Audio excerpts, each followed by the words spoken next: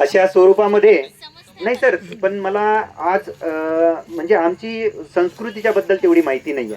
काय आपणा माणसो का जे मालूम नाही हुवी कहाय से दांडान मोहणो बारे मोहणा मालूम से काय आपण का सुद्धा तुमरे पैकी बारे मोहणा दांडान मोहणो बुडगू कावान कोयता की नाही सोमेरी असे तुम बाकी पुरा मोहणा आपण का की नाहीत राणी बराबर से की नहीं ती तोसो अपनी संस्कृती विषय में से आज कोणो से यानी मैं मगन काजे आणि सुनील काजे स्पेशली कोई की जो आपण काजे जगन सामने मेकणो की संस्कृती काय से.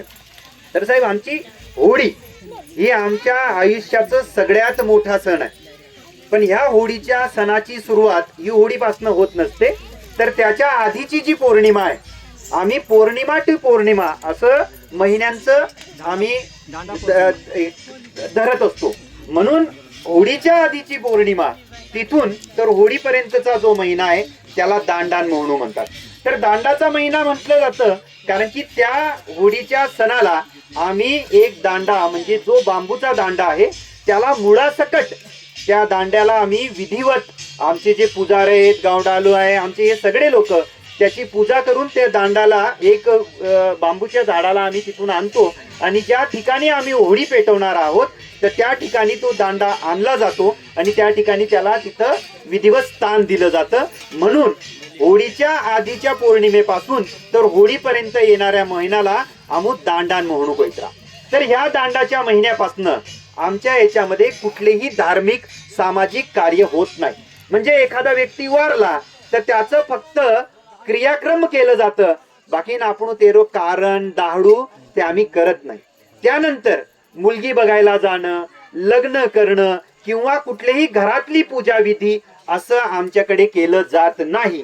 त्याला कारण आहे दांडू जित्यार मेकाय जातरू तित्यार धरती चुकी होईन जुवे. म्हणजे ही प्रकृती एक पद्धतीचं रूप बदलत असते आणि त्यामध्ये ही संपूर्ण प्रकृती ही चांगल्या पद्धतीचं नवीन पालवी फुटणारी किंवा नवीन येत असते आणि म्हणून दांडाच्या महिन्याला पवित्र मानलं जातं. आणि म्हणून त्या महिन्यामध्ये आमचे लोक उपवास करतात, नवस मानतात आणि ते नवस त्या होळीच्या मातेला किंवा त्या होळीच्या आगीला समर्पित ठेवून आमचे लोक त्या पद्धतीचं नवस मानतात. आणि म्हणून हे नवसाचा महिना म्हणजेच दांडाचा महिना आहे. म्हणून या महिन्यामध्ये कुठल्याही पद्धतीचं धार्मिक कार्य होत नाही. आम्ही जंगलामध्ये राहणारे आदिवासी आणि म्हणून ह्या जो आमचा सण येतोय या सणासाठी लागणारे कपडे, या सणासाठी लागणारा आहार, या सणासाठी लागणारं दागिने, या सणासाठी येणारा वेगवेगळा आनंद कशा पद्धतीने साजरा करायचा, मग त्याच्यासाठी सुरू झाला तो आमचा भोंगऱ्या हाट. भोंगऱ्या हा आमचा सण नाही, भोंगऱ्या हा आमचा बाजार आहे. ज्या ठिकाणी आठवडे बाजार भरत असतो त्या ठिकाणी हा भोंगऱ्याचा हाट भरणार असतो, अशी आमची प्रथा आहे. मग ज्या ठिकाणी भोंगऱ्याचा हाट भरणार आहे तर त्या ठिकाणी खूप सारे लोक येणार आहेत. अख्खा माणसे बोयडाम दुखा उतला जातला.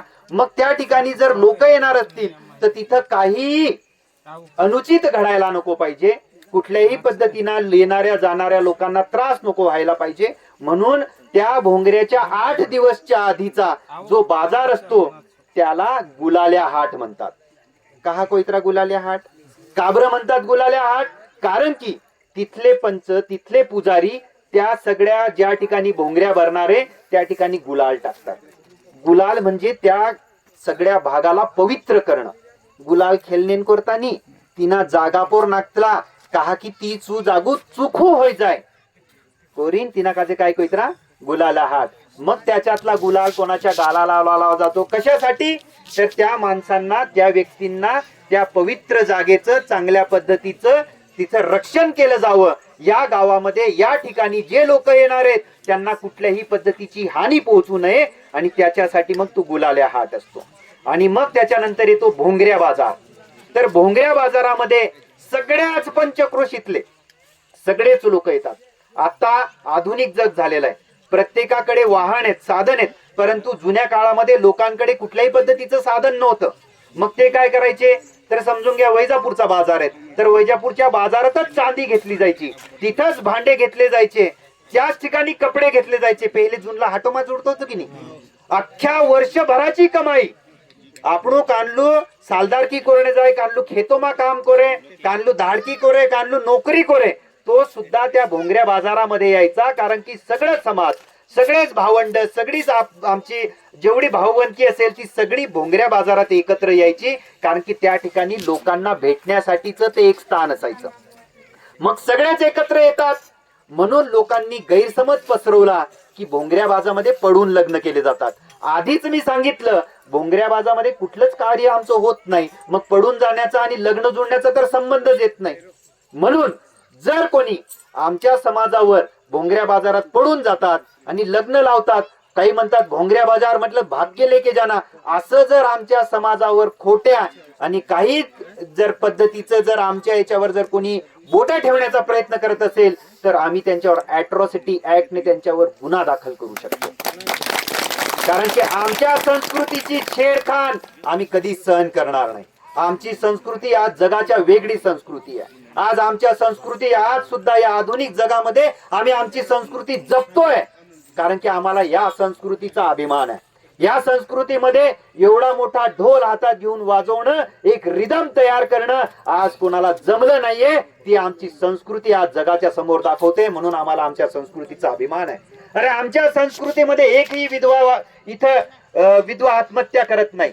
इथं विवाहाला पुनर्विवाहाचा मान्यता देणारी आमची संस्कृती आहे. इथं आमच्या माता भगिनींना प्रथम स्थान देणारी ही संस्कृती आहे. एका बाजूला हुंडा हा मुलींसाठी घेतला जातो. आम्ही आमच्या मुलीला मोठं केलं, तिला वागवलं, म्हणून हुंडा हा आम्ही मातेच्या झोडीमध्ये देतो. आईच्या झोडीमध्ये हुंडा दिला जातो. ती एवढ्याच साठी की तू ज्या पोरीला मोठं केलेलं आहे, ज्या मुलीला तू वागवलेला आहे, ते फूल आमच्या ताब्यात देत आहे, म्हणून ती दिलेली एक दक्षिणा असते.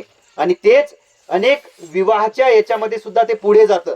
जोपर्यंत ती जर मुलीला जे ते घर पसंत पडलं नाही, जर त्या मुलीला पसंत पडलं नाही तर ती त्या मुलाला, त्या परिवाराला सोडू शकते. तिला दुसरा विवाह करता येतो. पहिले असं होतं की तेरू विवाह होईतरू तेरो देजो आपायत्रो, तेरो दुसरे जागे विवाह आपायत्रो, तित्यार देजो आपण जाता होता. निमित्त तिना देजामा बी आपण अलग अलग अलग अलग काय काय कांडू वेचीन खाणे भाजी, बरोबर से की नाही. मतलब संस्कृतीला वेगळ्या पद्धतीने नेलं जातंय, कारण की संस्कृती आम्हाला माहिती नाही.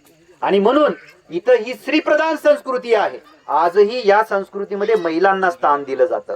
म्हणून या संस्कृतीमध्ये आजही इथून सगळ्यांच्या माध्यमातून ठणकावून सांगतोय की आमच्या संस्कृतीवर जर चुकीच्या पद्धतीने कोणी आरोप किंवा चुकीच्या पद्धतीचे गैरसमज पसरवले जात असतील तर त्यांच्यावर कायदेशीर कारवाई आणि योग्य ती आदिवासी पद्धतीची कारवाई केल्याशिवाय आम्ही थांबणार नाही, हा संदेश यातनं द्यायचा आहे. मग झाली होळी.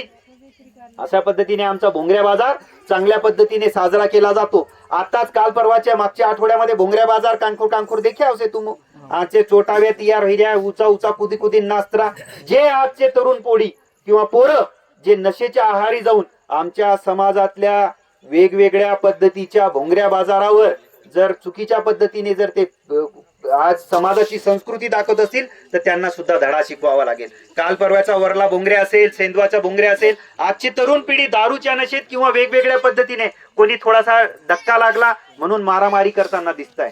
तर हे सुद्धा संदेश द्यायचा आहे. आपली ही संस्कृती अशा पद्धतीने लोकांसमोर आणू नका, की अशा पद्धतीची संस्कृती आपल्या संस्कृतीला बिघडू देऊ नका, हा संदेश सुद्धा त्यांच्यातनं द्यायचा आहे. हा भोंगऱ्या बाजार झाल्यानंतर आमची होळी येते. होळीचा सण आज जशी तुम्हाला होळी पेटलेली आहे, ही होळी कोणी पेटवत नाही. ही होळी पेटवत असताना त्या जागेचं विधिवत आमचे पुजारा त्या ठिकाणी पूजा करतात, लाकडं आणतात, दांडा आणतात आणि त्या पद्धतीने एकतर चंद्र उगवण्याच्या पहिले तुमुन्या चांद उगवणे पहिले या हुवी धोपाळलाच आहे, बरोबर आहे की नाही.